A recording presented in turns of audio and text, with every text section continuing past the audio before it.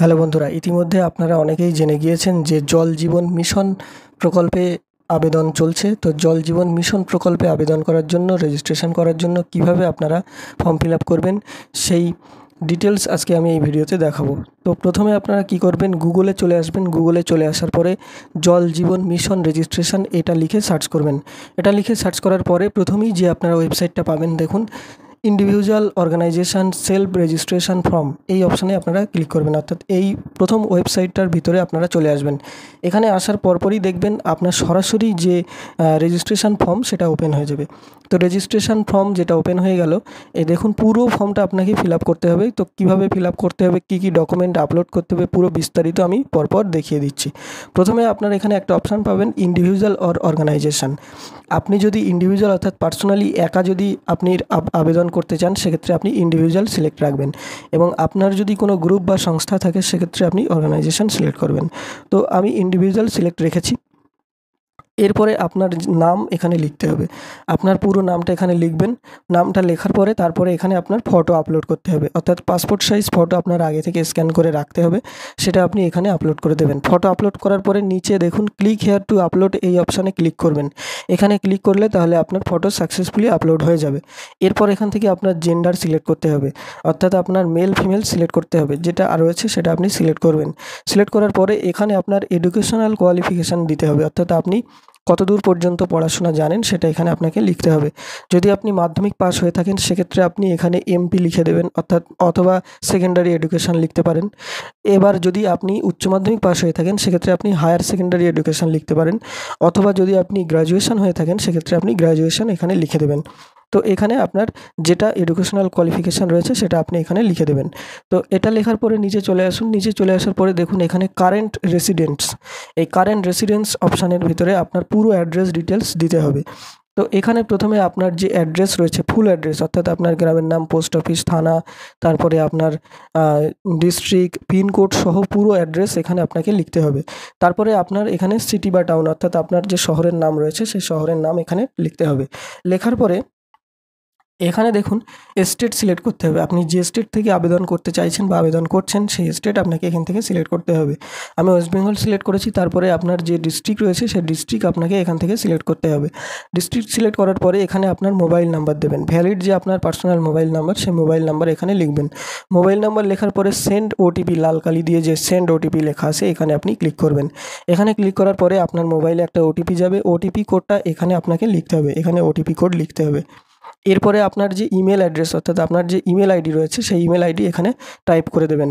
অবশ্যই দেখে নেবেন যেন কোনো ভুল না হয়, কারণ আপনার এই অ্যাপ্লিকেশনের পুরো অ্যাপ্লিকেশনটি করার পরে আপনার ইমেলে সব কিছু যাবে, অর্থাৎ আপনার কবে ডাকা হবে বা বিস্তারিত সব কিছু আপনার ইমেলে আসবে। মোবাইলেও মেসেজ আসবে, কিন্তু ইমেলটা আপনাকে অবশ্যই, ফোন নাম্বার, ইমেলটা অবশ্যই সব কিছু দেখে নিতে হবে ঠিকঠাক করে। এরপরে দেখুন are you presently employed in the water related sector, অর্থাৎ আপনি ইতিমধ্যে কোনো ওয়াটার সেক্টরে জব করছেন কিনা, কোনো কাজ করছেন কিনা সেটা আপনাকে এখান থেকে বলতে হবে। যদি আপনি কোনো ওয়াটার সেক্টরে ইতিমধ্যে কাজ করে থাকেন সেক্ষেত্রে আপনি ইয়েস করবেন। ইয়েস করলে আপনার এখানে আরও একাধিক অপশান খুলে যাবে। তো এখানে আপনি সেক্ষেত্রে আপনি কোন ফিল্ডে কাজ করছেন এবং তার বিস্তারিত এখানে আপনাকে লিখতে হবে। আর যদি আপনি ইতিমধ্যে কোনো ওয়াটার সেক্টরে কাজ করে না থাকেন সেক্ষেত্রে আপনি নো সিলেক্ট রাখবেন। নো সিলেক্ট করলে তাহলে আপনাকে এখানে কিছু আর ফিল করতে হবে না, কিছু ফিল করতে হবে না।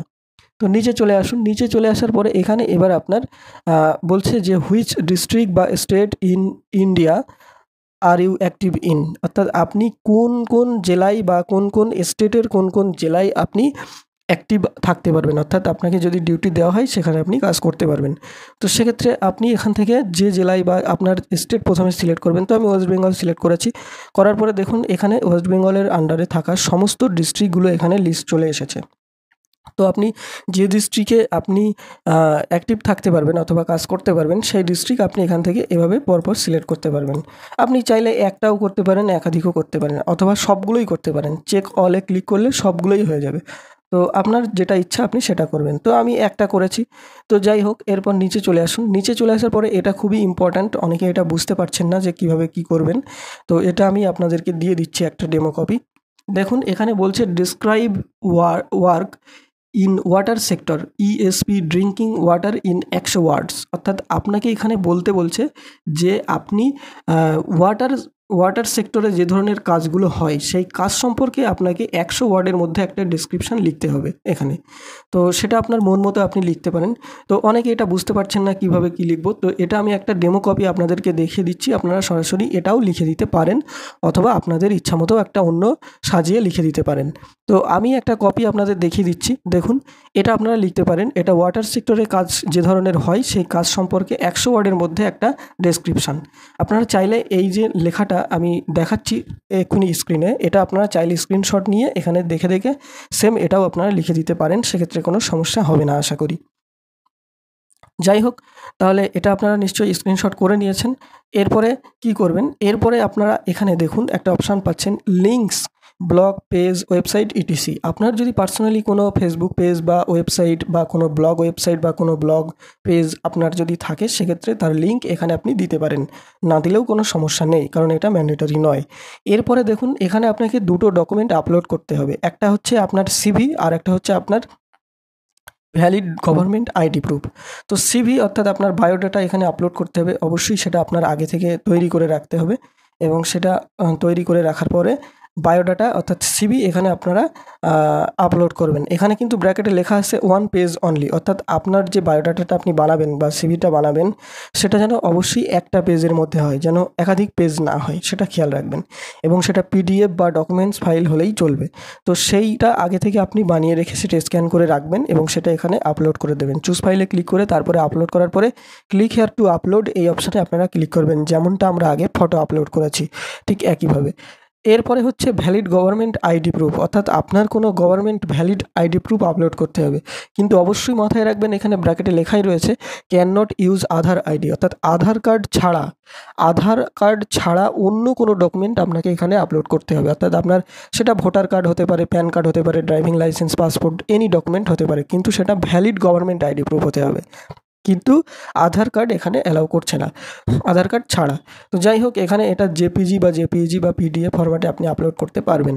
বন্ধুরা, আপনার যে valid government ID proof upload করা কমপ্লিট হয়ে গেলে তারপরে আপনারা এখানে এন্টার টেক্সট, এখানে আপনারা এই যে সংখ্যাটা দেখাবে এখানে, যেমন 7 + 7 = দেখাচ্ছে, তো 7 আর 7 14 হয়, সেটা আপনারা এখানে 14 লিখে দেবেন। তো আপনার ক্ষেত্রে এটা অন্য থাকতে পারে, যেমনটা থাকবে তেমনটা এখানে লিখবেন। লেখার পরে আপনি সাবমিট অপশানে ক্লিক করবেন। আমি এখন সাবমিট করছি না, কারণ আমি পুরো ফর্মটা ফিল আপ করিনি সঠিকভাবে, এই কারণে আপনাদের বোঝানোর জন্য, তাড়াতাড়ি শেষ করার জন্য, ভিডিওটা যাতে বড় না হয় সেই জন্য আমি পুরো ফর্মটা ফিল আপ করিনি। তো যাই হোক, পুরো ফর্ম ফিল আপ করে তারপর আপনারা সাবমিটে ক্লিক করবেন।